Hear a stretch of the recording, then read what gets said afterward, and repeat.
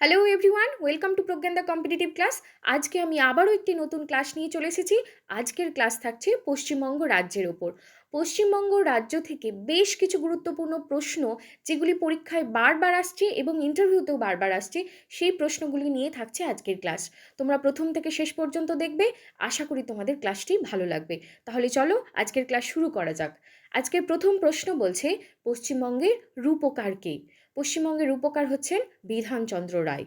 ঠিক আছে, পরবর্তী প্রশ্ন দেখো।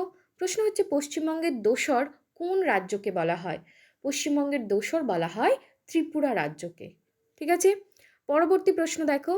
প্রশ্ন হচ্ছে যে জনবসতির ঘনত্ব অনুসারে ভারতের রাজ্য হিসাবে পশ্চিমবঙ্গের স্থান কত? জনবসতির ঘনত্ব অনুসারে ভারতের রাজ্যগুলির মধ্যে পশ্চিমবঙ্গের স্থান হচ্ছে চতুর্থ। ঠিক আছে, পরবর্তী প্রশ্ন দেখো।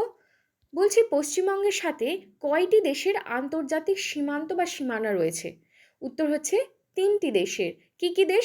না, পূর্বে রয়েছে বাংলাদেশ। কোন দেশটি কোন দিকে রয়েছে সেটাও কিন্তু ভালো করে দেখে নাও।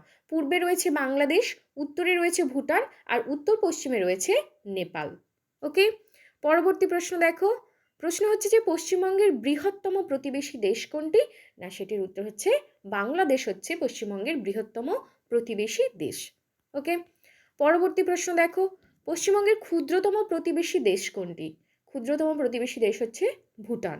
ওকে, পরবর্তী দেখো। পশ্চিমবঙ্গের রাজধানীর নাম কি? হচ্ছে কলকাতা। পরবর্তী প্রশ্ন, যে পশ্চিমবঙ্গের জেলার সংখ্যা কয়টি? টোটাল জেলা হচ্ছে 23টি জেলা। পরবর্তী প্রশ্ন, যে পশ্চিমবঙ্গের সবথেকে ছোট জেলা কোনটি? উত্তর হচ্ছে কলকাতা হচ্ছে পশ্চিমবঙ্গের সবথেকে ছোট জেলা। আর পশ্চিমবঙ্গের সবথেকে বড় জেলা কোনটি? না, সেটি হচ্ছে দক্ষিণ চব্বিশ পরগনা পশ্চিমবঙ্গের সবথেকে বড় জেলা। পরবর্তী প্রশ্ন দেখো, যে পশ্চিমবঙ্গের সর্বাধিক জনবহুল জেলা কোনটি?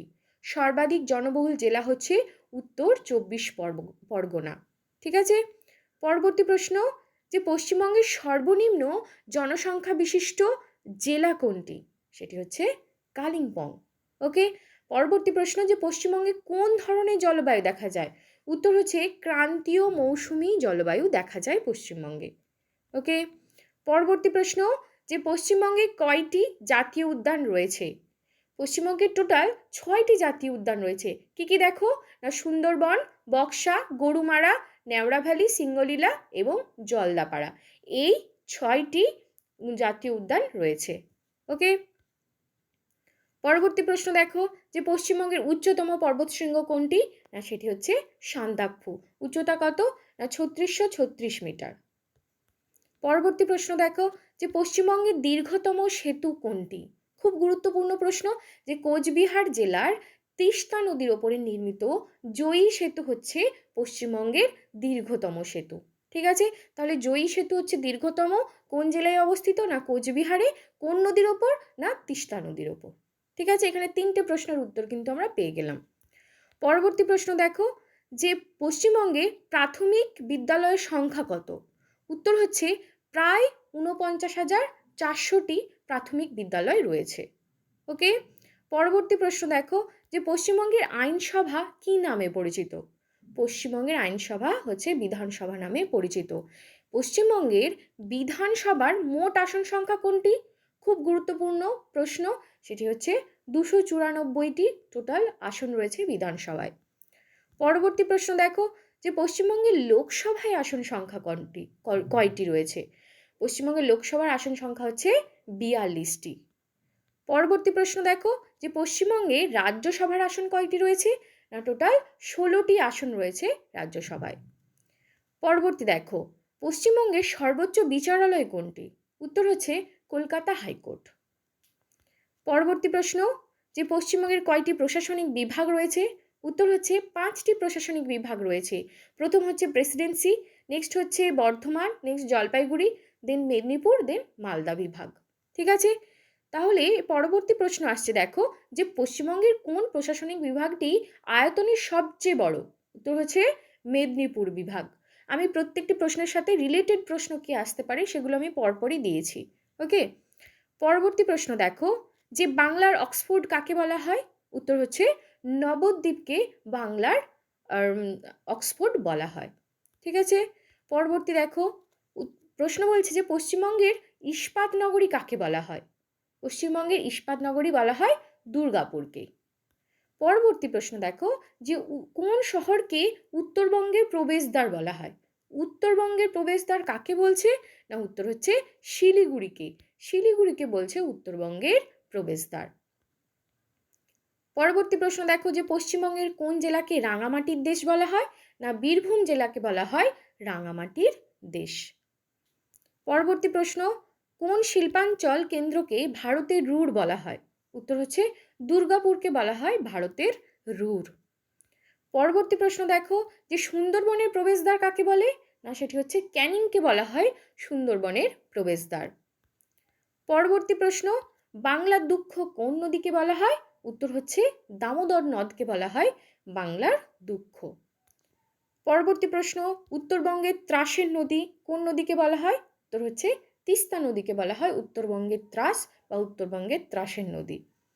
পরবর্তী দেখো, 3 বিঘা করিডোর কোথায় অবস্থিত? অর্থাৎ পশ্চিমবঙ্গের কোন জেলায় 3 বিঘা করিডোর অবস্থিত?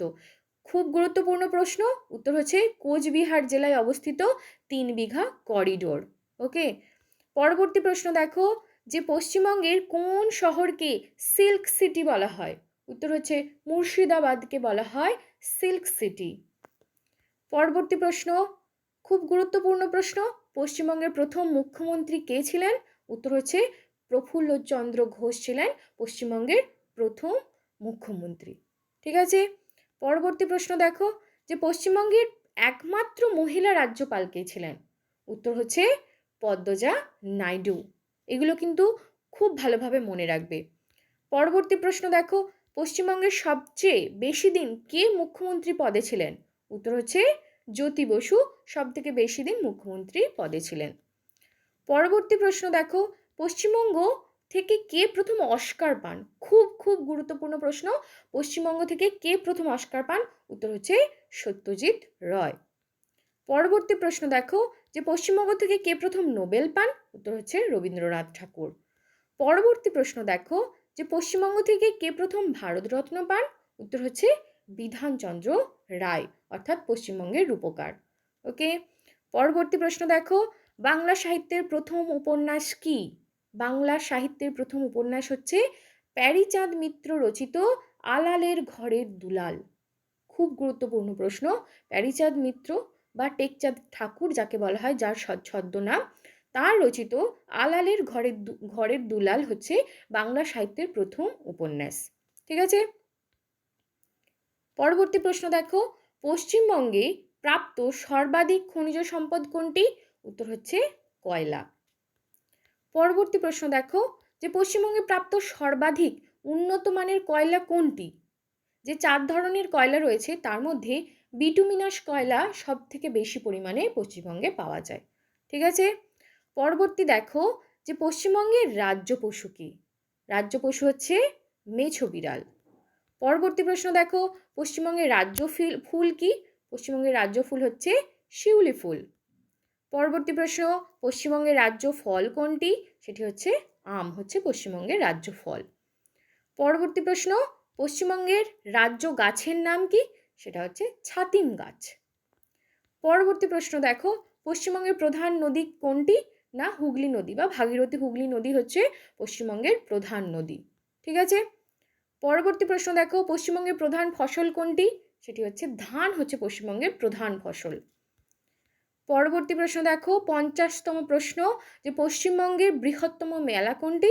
সেটা হচ্ছে গঙ্গাসাগর মেলা। নেক্সট প্রশ্ন কি বলছে দেখো, পশ্চিমবঙ্গের সবচেয়ে কম বৃষ্টিপাত কোথায় হয়? না, বীরভূম জেলার ময়ূরেশ্বরে পশ্চিমবঙ্গের সবথেকে কম বৃষ্টিপাত হয়ে থাকে। আজকে শেষ প্রশ্ন দেখো যে পশ্চিমবঙ্গের কোন জেলায় মহকুমা নেই? এই উত্তরটা আমি তোমাদের থেকে জানবো। তোমরা অবশ্যই আমাকে কমেন্ট বক্সে জানাবে যে পশ্চিমবঙ্গের কোন জেলায় মহকুমা নেই। খুব গুরুত্বপূর্ণ প্রশ্ন, আমি পরে তোমাদের জানিয়ে দেব। আর যারা জানো তারা কিন্তু অবশ্যই আমাকে কমেন্ট বক্সে জানাবে। ঠিক আছে। তাহলে আজকের ক্লাস কেমন লাগলো? প্রত্যেকটি প্রশ্ন কিন্তু খুবই গুরুত্বপূর্ণ। আমি প্রথম থেকে শেষ পর্যন্ত খুব ভালোভাবে তোমাদের বোঝালাম। কেমন লাগলো ক্লাস অবশ্যই জানাবে এবং প্রতিটি প্রশ্ন খুব ভালোভাবে পড়ে যাবে। ঠিক আছে। Thank you.